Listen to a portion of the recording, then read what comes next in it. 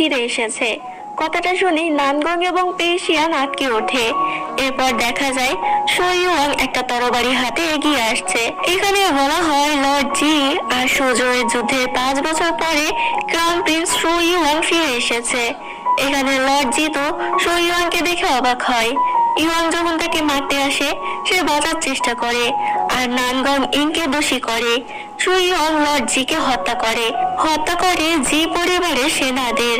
এরপর সুইওয়াং বলে, আমার রাজ সিংহাসন যারা দখল করতে চেয়েছে, যারা আমাকে মারার চেষ্টা করেছে, তাদের একজনকেও ছাড়বো না।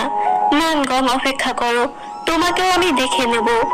এরপর কমান্ডার গুইউ আসে জেনারেলের ম্যানশনে। কমান্ডার গুইউ বলে, লর্ড জি এর করা শত্রুতার শাস্তি হিসেবে সম্রাট সুইওয়াংকে বন্দি করতে বলেছেন। শিয়াং বলে, নানগং আমাকে বিয়ে করে এখন আমার স্ত্রী, তার সাথে লর্ড জি এর কোনো সম্পর্ক নেই। জেনারেল